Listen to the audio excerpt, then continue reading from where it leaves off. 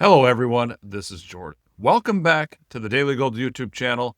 Thank you so much for tuning in. This video is being recorded on the early morning of Monday, June 16, 2025. Hope you had a great weekend. It's time for Macro Mondays. And today, I'd like to talk about gold and silver and the comparison to the early 1970s. And I think this is really strengthening.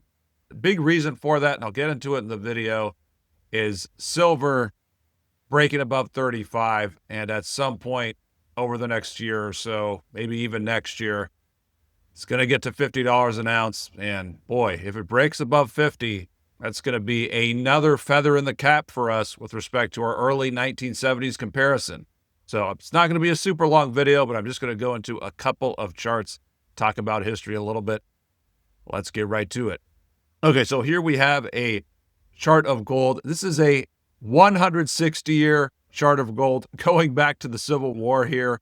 I believe most of the data here is monthly closing prices, although in this time, you might have quarterly closing prices. Now, the greatest breakout of all time, I have said, was this right here. This was in 1972. This was gold breaking above the Civil War peak, these peaks, during the Great Depression, the 1968 peak, and after it broke above all those peaks, I know it was kind of artificial because of the gold standard holding it back, but after it broke out from this long of a base, like a 110-year long base, look what happened. And so, here we have the cup and handle breakout, which is clearly the second most significant breakout for gold. I mean, we'll have to know, or I should say, we'll wait for history, give it another 10 years or so, and we'll better be able to rank how significant this breakout is over the course of history of all markets. But we can clearly see how significant this is. Not as significant as this one, but, for my opinion, this is pretty damn close. I mean, look what happened here when you broke out to new all-time highs. Spectacular move. Only one real bear market, one crash in the middle.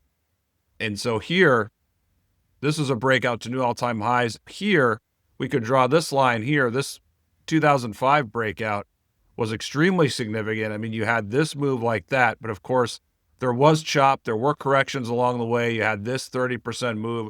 This intraday, I think, was actually 26% after this big move. So I'm not going to diminish these kinds of breakouts because this was, I believe, like a 22, 23-year base, but it's not as significant as this kind of a breakout. When you break out to new all-time highs from a long base, that is the most significant kind of breakout. And again, you can see this right here as a perfect example. This right here is a secondary example. So there's many reasons we can compare to the early 1970s, but the best one is breakout from a long base to a new all-time high. So this breakout here best compares with this. The only other comparison is this one right here. So those are the three major breakouts with respect to gold. And aside from just this price action, there's other reasons why things now compare to the early 1970s. And the second biggest reason, aside from these breakouts to new all-time highs, it is the secular bear market in bonds, the one that began in the mid-60s, lasted until 1982. That's where people trip up. And when they're thinking about these 1929, 2008 comparisons, you had a secular bull market in bonds then. You get big crashes in stock markets when you have a secular bull in bonds because they can dump their stocks and know that they're going to make money on bonds. That's not the case now. That wasn't the case from the mid-60s until the early 80s. So you get a lot more volatility, you get bigger trading ranges in stocks, and you get dramatically higher prices in gold and silver as they are breaking out to new all-time highs. So that's the segue to silver. And this is something I realized last week. Because when I was making these comparisons to the early 1970s, I didn't even think about silver and what happened in silver in the early 1970s. This is 1973 in silver. Silver broke out here above $3, the Civil War peak, to a new all-time high. It's really the only time silver has broken out to a new all-time high. Now, this right here, 1967-68, this was the first real breakout. I mean, if you exclude the Civil War, this was the first real breakout to a new all-time high. So this was above, you can call it or go back to here. If you just use this peak, that's like a 50-year base breakout. So, and the reason why this was significant, I do have a note in my book, some quotes from various people. And I talked to Rick Rule about this in an interview a year or two ago. There was a mania in junior silver stocks in 1967, 1968, right here. So I don't want to downplay that breakout. But clearly it wasn't as significant as this breakout here. So silver breaks above $3. And what happens? It goes to 50, goes up 16x less than 7 years later, basically. And so what appears to be likely to happen over the next year or two, this baby's going to break above 50. It's breaking out of a 46, 47 year long base.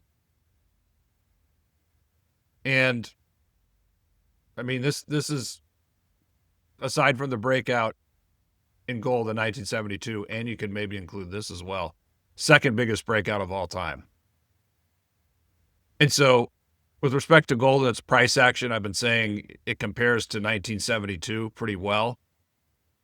And what happened in 1973? Well, you had silver breaking out. As I said, its only breakout to a new all-time high ever. Well, if we're in 1972, then 2026 is 1973. And so that could line up with silver breaking above 50. So just another reason to think the early 1970s is the best comparison for gold and silver specifically. Now, wrapping things up, another reason that comparison makes sense is that was the only other time central banks were really buying gold to be used as a reserve asset. We can see here in the 1970s. I mean, it went from, call it 38% as a percentage of international reserves, 38% all the way up to about, call it 65%. Now, I don't know if this is, 2024 third quarter. I think right now this is probably, I don't know, it might be 23, 24%, but we can see where this is going. This is going a lot higher, and it's even going to go way higher than it was right here. But that's really the only other time. I mean, you had from 2000 to 2010, let's see, this is 2013. I mean, you had this period here. That was the last secular bull market in gold. So there you go. I mean, there's other reasons as well. Central bank buying of gold, secular bear market in bonds is another reason. Then on top of that, you have gold and silver. Gold's already broken to a new all-time high. Silver probably does next year, maybe in 2 years. So all these points compare today to the early 1970s. So that's where we are. And gold and silver, they're going to move massively higher, people. There will be big corrections along the way, but they're going to move massively higher. That's today's Macro Mondays. Let me know what you think. Leave a comment. Would love to hear from you. Hope you guys had a great weekend. Hope you have an even better week ahead. I'll talk to you guys soon in the next video.